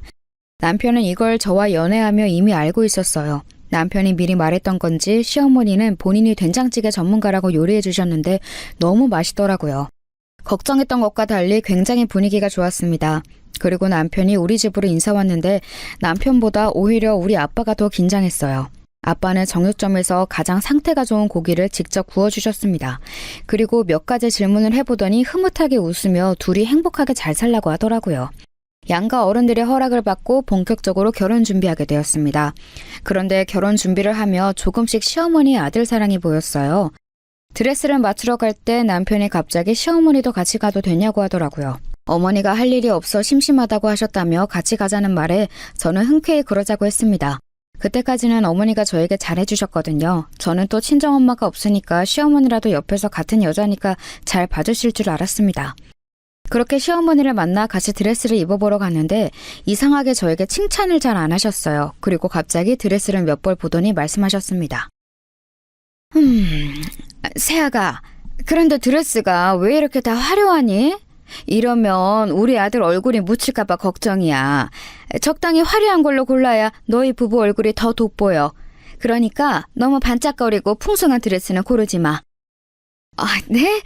어머니, 아이, 그게 무슨 말씀이세요? 웨딩드레스는 화려한 맛으로 입는 거잖아요. 평생에 한 번뿐인데 저는 화려한 걸로 입을래요. 어렸을 때부터 웨딩드레스 입는 게 제 꿈이었거든요. 제가 또 언제 이런 걸 입어보겠어요. 시어머니는 웨딩드레스를 자꾸 단정한 디자인을 입으라고 하셨어요. 반면 저는 그날은 제가 주인공이고 또 여자들의 로망이잖아요. 그래서 드레스샵에 요청할 때 애초에 제일 화려한 드레스를 보여달라고 했습니다. 시어머니는 제 말을 듣더니 표정이 급격하게 안 좋아지셨어요. 하지만 따로 더 말을 하지는 않으셨습니다. 그래서 그냥 저는 대수롭지 않게 넘기고 제가 입고 싶은 드레스를 입었어요. 웨딩드레스 사건이 끝나고 결혼식 전에 문제가 하나 더 있었습니다. 바로 신혼집이었어요. 남편과 저는 모은 돈과 우리 아빠가 준 돈으로 병원 근처에 전셋집을 하나 얻게 되었습니다. 직장이 서울이라 아파트가 너무 비싸 매매까지는 무리였어요. 그렇게 집을 구하고 혼수를 보러 다니는데 시어머니는 자꾸 그런 우리 부부를 따라다니셨습니다. 처음에 드레스를 고를 때는 저도 좋은 마음으로 오라고 했는데 점점 불편해지기 시작했어요. 그래서 남편에게 시어머니는 집에서 쉬라고 말해달라고 했죠. 그런데 시어머니가 고집이 얼마나 세던지 남편이 중간에서 너무 곤란해 보였어요. 시어머니는 결국 우리가 혼수를 고를 때도 오셨습니다. 그렇게 우리 부부와 같이 올 거면 가만히나 있지 시어머니는 자꾸 옆에서 참견하셨어요. 세탁기를 고르는데도 참견하시고 특히 부엌 가전을 고를 때는 본인이 쓸 거를 고르듯 고르셨습니다. 그러면서 은근히 살림은 제 몫이라고 하더라고요. 남편도 저도 둘 다 일하는 직장인이라 서로 같이 하자고 이미 말이 나왔었거든요. 그런데 시어머니는 어차피 살림은 제가 하는 거라고 말씀하셨습니다. 기분이 나빴지만 결혼식 전에 시어머니와 마찰이 생겨 좋을 게 없으니 그때는 참았어요. 시어머니가 그렇게 아들을 아끼는 것처럼 우리 아빠도 제가 전무거든요. 저만 바라보고 인생을 사는 사람인데 속으로 우리 아빠를 데려올까 생각하기도 했습니다. 그러다 결혼 전에 시어머니와 제가 살짝 갈등이 생기게 되었습니다. 그날은 심지어 결혼식 2주 전이었어요. 갑자기 시어머니가 우리 부부와 저녁 식사를 하고 싶다고 하셨습니다. 남편과 퇴근하고 시댁으로 가서 같이 밥을 먹는데 시어머니가 기가 막힌 말씀을 하셨어요. 저는 처음에 제가 잘못 들은 줄 알았습니다. 너희 유럽으로 신혼여행 가는 거지? 아휴, 나도 같이 가면 안 될까? 나도 당연히 눈치가 있으니까 호텔방은 따로 잡을게. 그냥 나는 일찍 남편 죽고 해외여행도 못 다녔잖아. 저번 주에 우리 아들 결혼한다고 친구들 모임에 갔더니 다들 해외 한 번은 다녀왔더라. 부러워서 죽는 줄 알았어. 나도 데려가는 거 어떠니? 어머니, 저희가 이미 호텔이랑 항공권이랑 다 예약이 끝나서요. 아마 지금 표를 구하려고 해도 안 될 거예요. 대신 나중에 저희 신혼여행 다녀오고 모시고 같이 가는 거 어떠세요? 그렇지, 여보? 우리 아들은 엄마 편이지? 내가 텔레비전에서 봤는데 유럽이 그렇게 좋더라. 나는 그것도 모르고 이렇게 한국에서 있잖아. 미용실에서 혼자 있으면 얼마나 외로운지 알아? 시어머니는 동네에서 작게 미용실을 하고 있었어요. 동네 주민들을 상대로 하는 장사라 매출이 좋은 편은 아니었습니다. 그래서 매번 문을 닫고 우리 부부를 따라다니셨죠. 아무튼 신혼여행을 같이 가자는 말에 저는 남편을 바라보았어요. 남편도 시어머니에게 그건 조금 곤란하다고 용기내어 말하더라고요. 평소에 저런 말을 하지 않는 것을 아니까 저도 놀랐어요. 그런데 시어머니의 다음 행동에 저는 더 놀라게 되었습니다. 남편이 신혼여행은 우리끼리 가겠다고 하니까 시어머니 갑자기 눈물을 보이셨어요.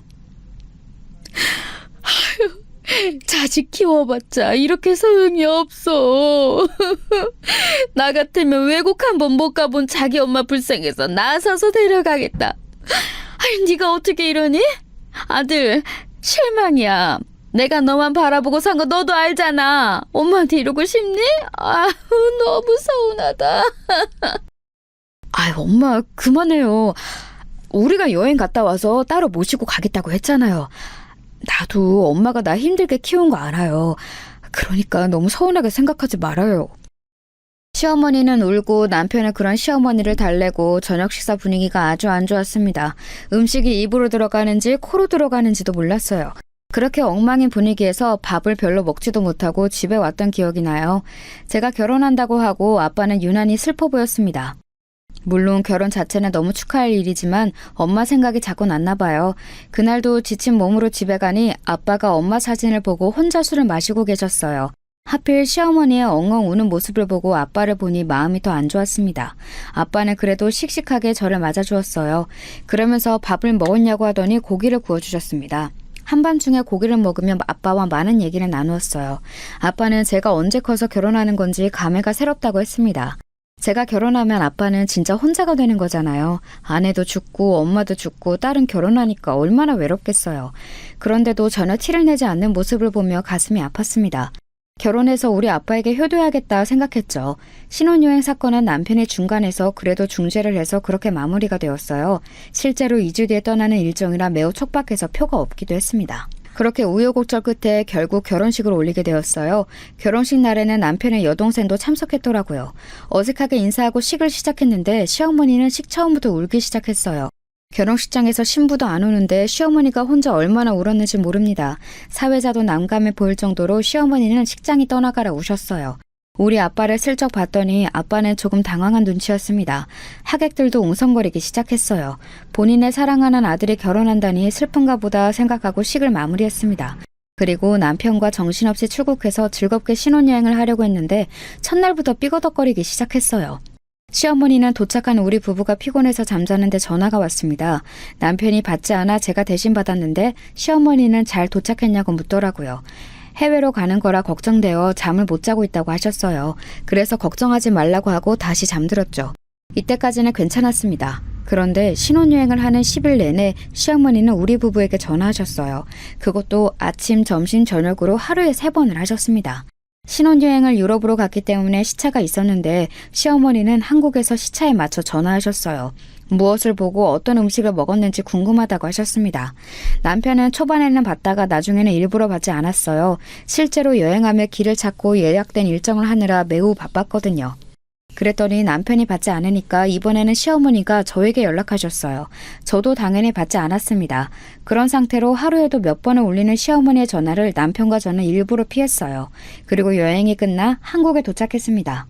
도착하고 신혼집에서 하루 쉬고 다음날 시댁에 인사하러 갔는데 정말 기가 막혔습니다. 시어머니는 우리 부부가 집에 왔는데 문을 열어주지 않으셨어요. 됐다 가라. 나는 너희 얼굴 안 보련다. 한국에서 내가 너희가 걱정되니까 전화했는데 어떻게 둘 다 전화를 안 받을 수가 있니?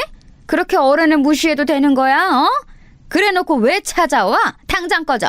너희들이 알아서 잘 먹고 잘 살아라. 아, 엄마 왜 그래요? 우리가 그래도 면세점에서 엄마 주려고 선물도 사왔는데 그냥 가? 그럼 선물은 여기 놓고 갈 테니까 이따 가져가요. 그리고 일부러 안 받은 거 아니고 여행하느라 바빠서 그랬어요. 오해하지 마.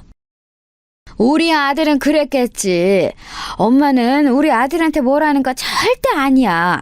우리 착한 아들은 엄마 전화를 받으려고 했을 거야. 이게 다 새아가 때문인 거 엄마가 모를 줄 알아? 아들, 엄마는 너 믿어. 문을 열어주지 않고 인터폰으로 얘기하는 것도 기가 막혔는데 시어머니의 말은 더 웃겼습니다. 마치 제가 남편을 조종해서 일부러 전화를 받지 않은 것처럼 말씀하셨어요. 분명히 남편이 먼저 전화를 안 받았었거든요. 어이가 없어서 가만히 남편을 바라보았더니 남편이 인상을 팍 쓰며 곤란했습니다. 저는 일단 자리를 뜨고 남편을 데리고 친정아빠를 보러 갔어요. 아빠는 우리가 온다고 진수성찬으로 요리를 해놓았습니다. 시어머니 때문에 기분이 상했었는데 아빠를 보고 다시 기분이 좋아졌어요. 아빠는 우리가 준비한 선물을 보고 한박 웃음을 지었습니다. 좋아하는 아빠를 보니 저도 덩달아 행복했어요. 속으로 우리 아빠처럼 시어머니가 행동하면 얼마나 좋을까 생각했습니다. 시어머니는 저러고 남편이 중간에서 노력했더니 나름 마음이 풀리셨어요. 문제는 저만 가만히 있었더니 저에게 화살이 돌아왔습니다. 하필이면 신혼여행에서 돌아오고 일주일 뒤에 시어머니의 생신이었어요. 그 일주일 사이에 남편이 매일 찾아가서 겨우 마음이 풀어진 상태였죠. 시어머니는 저에게 생일 이틀 전에 전화하셨습니다. 그러면서 결혼하고 처음 당신의 생일이니 생일상을 받고 싶다고 하셨어요. 그런데 저는 그럴 수가 없었습니다. 왜냐하면 신혼여행으로 이미 휴가를 써서 또 휴가를 내고 시어머니의 생신상을 차릴 수가 없었어요. 저도 일하는 직장인이라 자유롭게 시간을 낼 수가 없었습니다. 만약 제가 집에 있는 전업주부였으면 시간이라도 많을 텐데 그러지 못했어요. 하필 날짜가 게다가 결혼식 직후라 이미 연차가 없기도 했습니다. 그래서 시어머니에게 곤란하다고 했더니 자기는 그런 건 모르겠고 일단 생신상은 무조건 받고 싶다고 하셨어요. 남편에게 말했더니 그냥 됐다고 집 앞에 있는 고급 한정식 식당에 가자고 했습니다. 그렇게 시어머니의 생신이 다가왔고 저는 특별히 백화점 명품관에 가서 선물을 샀어요. 그동안 모은 돈을 결혼식에 지출하느라 돈이 많이 없었는데 그래도 큰맘 먹고 명품 지갑을 샀습니다. 그것을 준비해서 식당에서 만났는데 시어머니는 대놓고 표정이 좋지 않았어요. 본인은 제가 직접 차린 생신상을 받고 싶으셨던 거죠. 어머니, 제가 다음 생신 때는 꼭 직접 차려드릴게요. 이번에는 이미 휴가를 많이 써서 어쩔 수가 없었어요. 간호사라 일 특성상 한 명이 계속 빠지면 다른 사람들에게 피해가 가는 구조거든요. 죄송해요. 됐다. 다른 사람들은 결혼하고 첫 생일에 며느리한테 생신상을 거하게 받던데 나는 뭐 그런 거 평생 기대 안 하고 살련다. 결혼 전에 그랬던 것처럼 우리 아들만 보고 살 거야. 잔뜩 삐진 시어머니는 정말 밥을 먹는 내내 남편만 바라보았습니다. 남편이 저에게 말을 걸어도 본인이 대답하고 저를 투명인간처럼 대했어요. 그런 모습을 보며 순간 아가씨가 저에게 했던 말이 머릿속으로 스쳐 지나갔습니다. 그러고 보니 시어머니 입에서 아가씨에 관한 내용을 들은 적이 없었어요. 저는 결혼식을 올리고 나서야 아가씨의 말을 이해하게 되었습니다. 이 생신 사건 이후로도 시어머니와 저는 부딪히게 되었어요. 바로 다음 날에 시어머니가 연락도 없이 우리 병원을 찾아오셨습니다. 대학병원에 오신 분들은 아실 텐데 예약을 반드시 하고 오셔야 편리해요. 그런데 시어머니는 갑자기 배가 아프다고 제가 일하는 내과에 와서 다짜고짜 제 이름을 대셨어요. 선배 간호사가 저한테 와서 시어머니가 찾는다는 말을 들었을 때는 저는 믿지 않았습니다. 순간 선배가 저를 상대로 몰래카메라를 하는 줄 알았어요. 그런데 진짜 나갔더니 시어머니가 팔짱을 끼고 저를 쳐다보고 있었습니다. 너무 놀라워 어쩐 일로 오셨냐고 했더니 시어머니는 대수롭지 않게 말씀하셨어요. 시어머니가 며느리 일하는 곳에 오지도 못하냐고 오히려 묻더라고요. 저는 최대한 꾹 참으며 상냥하게 말하려고 노력했습니다. 대학병원이라 이렇게 아프다고 무작정 오는 것보다는 예약하고 오는 게 좋다고 했죠. 그런데 시어머니는 들은 척도 하지 않고 괜히 저를 위아래로 훑어보셨어요. 그러더니 아프다고 하는 사람이 너무 멀쩡하게 그대로 집에 가셨습니다. 남편에게 연락해서 시어머니 봤냐고 했더니 그게 무슨 소리냐고 하더라고요. 시어머니는 진짜 그냥 제가 일하는 것을 지켜보려고 오셨던 거예요. 제가 이걸 선배 간호사에게 말했더니 일부러 그런 거 아니냐고 하더라고요. 진짜 일하는 게 얼마나 바쁜지 확인하러 온 것 같다는 말에 깜짝 놀랐습니다. 이 뒤에도 시어머니는 제게 하루에도 몇 번씩 전화하셨어요. 너무 웃겼던 점은 남편에게는 전화하지도 않았다는 거였습니다. 저는 간호사라 스케줄 근무라 쉬는 요일이 일정하지 않아요. 그런데 시도 때도 없이 요일을 가리지 않고 전화하셨습니다. 일하느라 바빠서 받지 않으면 문자를 하셨어요. 언제는 너무 급한 일이 있다고 빨리 연락 달라고 하더라고요. 마침 그때가 남편이 일하는 시간대라 제가 전화했더니 미용실로 와달라고 하셨어요. 그날 제가 아침에 퇴근하고 막 자려고 하고 있을 때라 상당히 난감했던 기억이 납니다. 급한 일이냐고 무슨 일이 있는 거냐고 물어도 빨리 와달라는 말만 계속하셨어요. 너무 목소리가 다급해서 저도 씻고 막 누웠는데 바로 일어나서 옷을 갈아입었습니다. 그리고 택시를 타고 미용실에 도착했어요. 그런데 시어머니는 너무 태연하게 소파에 앉아 계셨습니다. 급하게 오느라 머리도 산발이었는데 뛰어오는 저를 보더니 뭐라고 하셨는지 아세요? 새아가, 나 친구네 집에 갈비탕 먹으러 다녀올게. 아가, 네가 자리 좀 지키고 있어. 손님 오면 나 금방 온다고 해. 알겠지? 갈비탕을 했는데 그게 그렇게 맛있다고 와서 먹으라고 하더라고. 금방 다녀올 테니까 손님 오면 꽉 붙들어야 해. 알겠지? 다녀올게. 네? 어머니? 어머님. 아니, 저는 급한 일이 있는 줄 알았는데 갈비탕이요? 어머니, 잠시만요. 이게 뭐야. 시어머니는 급하게 달려온 저를 카운터에 앉히셨어요. 그러더니 친구 집에 갈비탕을 먹으러 가셨습니다. 저는 너무 황당해서 순간 무슨 일인가 싶어 상황 파악이 제대로 되지 않더라고요. 갈비탕에 도대체 뭐라고 퇴근한 저를 급하게 부를 일인가 싶었습니다. 더욱 화가 났던 것은 시어머니의 태도였어요. 갈비탕을 먹고 4시간 만에 온 시어머니는 태연하게 이쑤시개로 이를 쑤시며 들어오셨습니다. 그동안 손님이 왔냐고 묻길래 한 명도 오지 않았다고 했어요. 그건 진짜 제가 지어낸 거짓말이 아니었습니다. 시어머니의 미용실이 장사가 잘 되는 편은 아니었거든요. 그런데 제가 한 명도 안 왔다고 하니까 시어머니 표정이 굳었습니다. 그러면서 이왕 온 거 계속 마감할 때까지 있으라고 하더라고요. 퇴근하고 제대로 쉬지도 못했던 저는 사양하며 자리에서 일어났어요. 그랬더니 시어머니가 갑자기 본인을 무시하는 거냐고 화를 내기 시작했습니다. 제가 시어머니를 무시했으면 절대 4시간 동안 제대로 쉬지도 못하고 카운터에 앉아 꾸벅꾸벅 졸지 않았을 거예요. 하지만 그런 게 아니라고 아무리 말해도 시어머니는 화를 내기 바빴습니다. 결국 저는 남편에게 전화했는데 전화하는 도중 시어머니는 왜 바쁜 우리 아들을 괴롭히냐고 하더라고요. 똑같은 직장인인데 왜 저는 이렇게 부려먹고 아들은 싸고 도는지 이해가 되지 않았습니다. 이날 그래서 처음으로 남편하고 결혼하고 부부싸움을 한 날이에요. 남편도 본인의 엄마가 도대체 왜 저러는지 이해할 수 없다고 하더라고요.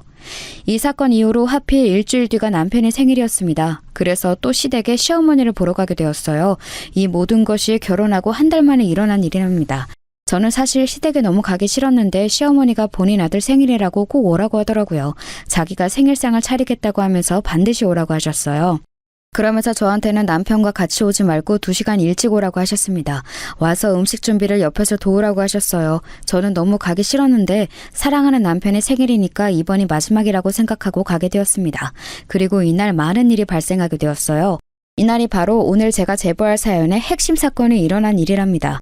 그날 새벽에 가는데 마침 그날이 제가 결혼한 지 한 달이 흘러 결혼식 날 사진이 나오던 날이었어요. 그 사진 중 골라 액자로 제작할 예정이었습니다. 그래서 시댁에 가서 같이 사진을 고르려고 들고 갔어요. 시어머니는 사진을 보더니 역시나 본인 아들밖에 보이지 않는지 남편 얘기만 계속해서 하셨습니다. 그런 거는 충분히 엄마니까 그럴 수 있다고 생각했어요. 그래서 아무렇지 않게 제 사진을 구경하고 있었습니다. 그런데 시어머니가 갑자기 어떤 사진을 보더니 과장해서 웃으셨어요. 그러더니 저에게 말씀했습니다. 예, 너희 아빠는 무슨 깡패야? 아니 예전부터 느낀 건데 너무 인상이 험악하다. 저러고 정육점에서 고기 팔면 사람들이 무섭다고 안 오지 않니? 아유 너무 웃겨. 길에서 걷다가 마주치면 무서워서 어디 걷겠니? 저는 순간 너무 화가 났어요. 원래 사람에게 본인 욕은 해도 부모 욕은 하면 안 되는 거 아닌가요? 게다가 우리 아빠가 시어머니에게 피해를 준 것도 전혀 없었거든요. 오히려 우리 친정아빠는 제가 결혼할 때 그동안 결혼 자금으로 모았다고 돈도 주셨어요. 시어머니는 1원도 주지 않았었죠. 시어머니가 저를 결혼하고 한 달 동안 밤낮으로 괴롭히는 동안 우리 아빠는 먼저 연락한 적도 없었습니다. 심지어 남편의 생일이라고 값비싼 한우를 보내주셨어요. 우리 부부가 잘 사는 게 제일 효도라고 연락도 먼저 하지 않았습니다. 하지만 외로운 것은 우리 아빠도 마찬가지였어요. 시어머니처럼 외롭다고 자식을 괴롭히지 않을 뿐이었죠. 그리고 아빠가 저를 얼마나 애지중지하며 키웠는데 저런 소리를 들으니 피가 거꾸로 솟기 시작했습니다. 너무 화가 나서 얼굴이 빨개질 정도였어요. 어머니, 말씀이 지나치세요. 도대체 저랑 우리 아빠한테 왜 그러시는 거예요? 어머니가 그러니까 아가씨가 집을 나간 거예요. 우리 아빠한테 하신 말씀 당장 사과하세요. 저 안 그러면 지금 집에 갈게요. 그동안 저한테 시집살이 한 거는 참았어도 이건 절대 그냥 넘어갈 수 없어요. 예, 너는 무슨 애가 내가 웃자고 한 말에 그렇게 죽자고 달려드는 거야? 그리고 내가 없는 말을 했니? 너의 아빠가 인상이 험악한 걸 왜 나한테 그래? 여기서 왜 갑자기 딸 얘기가 나와? 너야말로 사과해라. 엄마 없이 자라서 그런가 애가 아주 이상하네. 뭐라고요? 엄마 없이 자랐다고요? 그러는 어머님은 뭐가 그리 당당하세요? 남편도 아빠 없이 자란 건 맞잖아요? 그렇게 저를 괴롭히면 마음이 행복하세요? 왜 아가씨가 본인 엄마가 최악이라고 했는지 너무 잘 알겠네요. 어머님, 잘난 아들도 어머님 편 아닌 거 알아요? 제가 여기까지 말하자 시어머니는 급기야 같이 보던 사진을 저에게 던지셨어요. 저는 사진은 죄가 없으니 집에 가려고 챙기기 시작했습니다. 사진을 챙기고 가방에 넣어 시어머니에게 사과할 때까지 집에 오지 않겠다고 했어요. 그랬더니 시어머니가 글쎄 어떻게 행동했는지 아세요? 갑자기 저를 노려보더니 손을 들어 제 뺨을 내리쳤습니다. 저는 순간 이게 무슨 일인가 이해되지 않았어요. 살면서 누군가에게 맞은 적은 처음이었습니다. 우리 부모님도 할머니도 사랑으로 저를 키우셨는데 제가 시어머니에게 뺨을 맞을 줄은 몰랐어요. 너무 어이가 없고 황당하기도 하고 서러웠습니다. 사람이 너무 당황하면 눈물도 나오지 않더라고요. 그래서 시어머니를 똑같이 쳐다보았습니다. 시어머니는 심지어 한 대 더 때리려고 손을 들길래 제가 잽싸게 피했어요. 다행히 제가 더 젊고 힘이 세서 막을 수 있었습니다. 시어머니는 저보고 급기야 쌍욕까지 하기 시작했어요. 제가 본인의 사랑스러운 효자 아들을 구워 삶았다는 등 이상한 말도 했습니다. 순간 너무 화가 나서 그대로 남편에게 전화해서 빨리 오라고 했어요.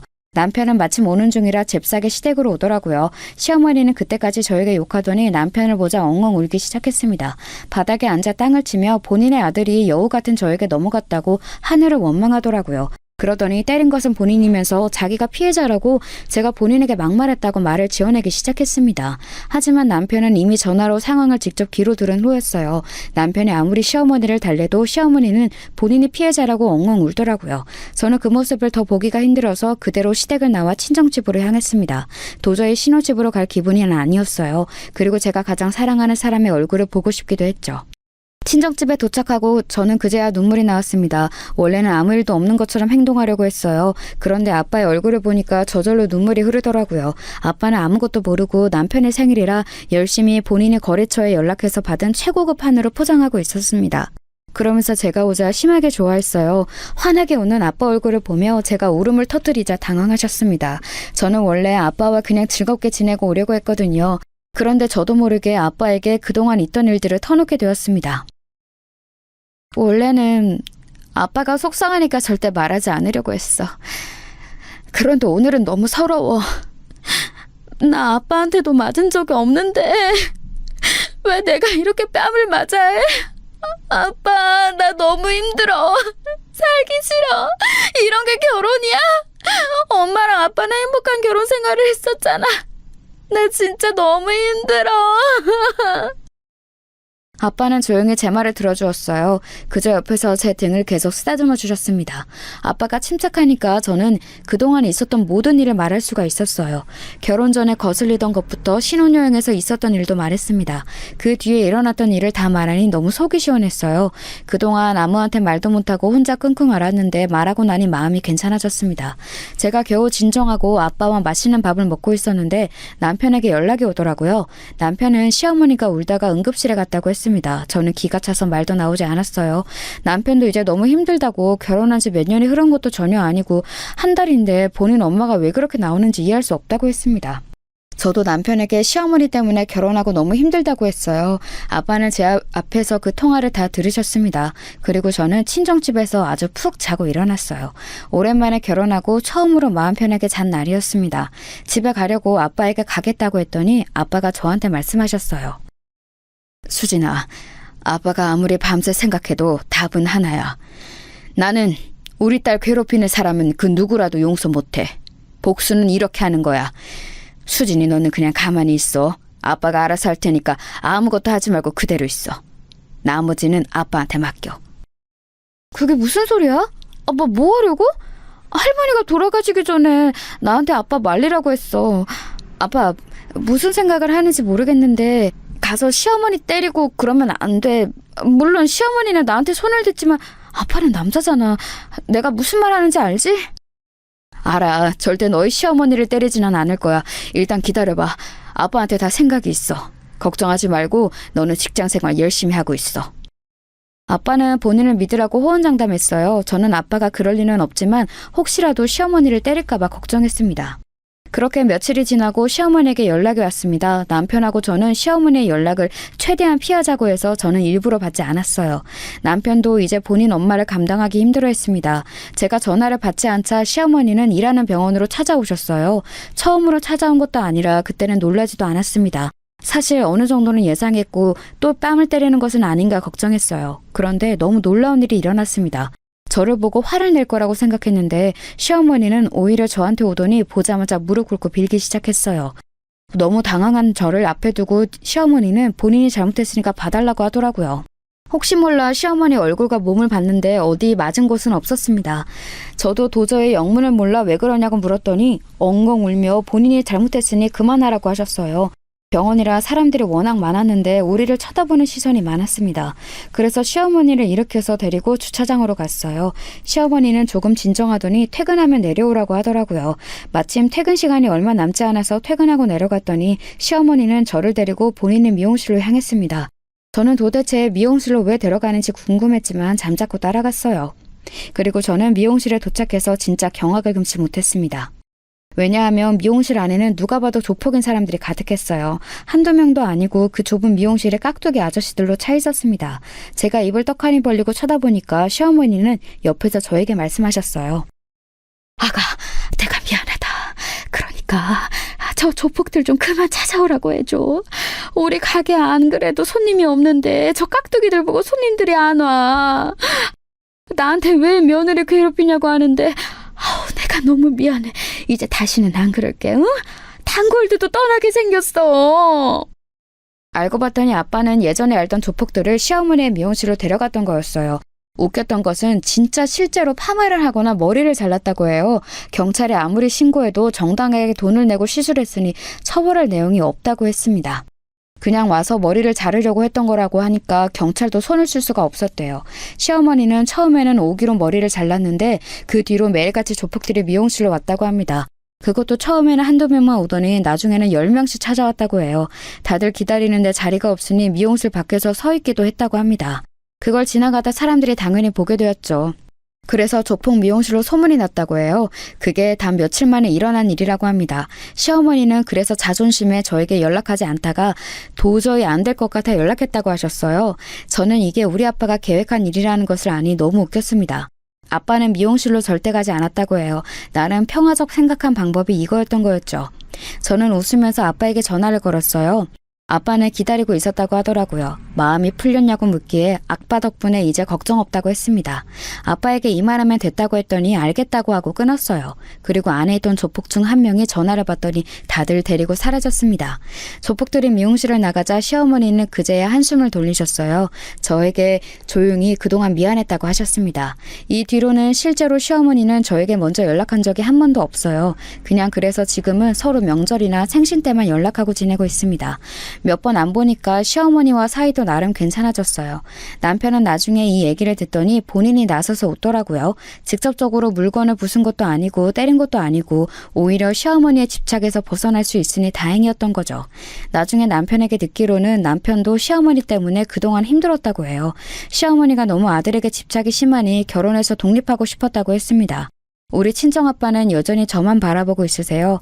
먼저 연락해서 귀찮게 하거나 그런 것은 전혀 없고 딸인 제가 무슨 일이 생기면 누구보다 빠르게 달려오고 있습니다. 이런 친정아빠 덕분에 저는 남은 인생 편안하게 살 수 있을 것 같아요. 지금 그리고 사실 제가 임신한 상태거든요. 이 아이가 태어나면 남편하고 오붓하게 둘이 키우면서 행복한 인생을 살도록 노력하겠습니다. 여러분, 제 사연은 여기까지입니다. 들으면서 어떠셨나요? 재밌게 즐기셨다면 다행입니다. 저는 이제 시어머니와 사이도 나쁘지 않고 인생이 행복해요. 제 얘기 들어주셔서 감사합니다. 다들 행복하세요.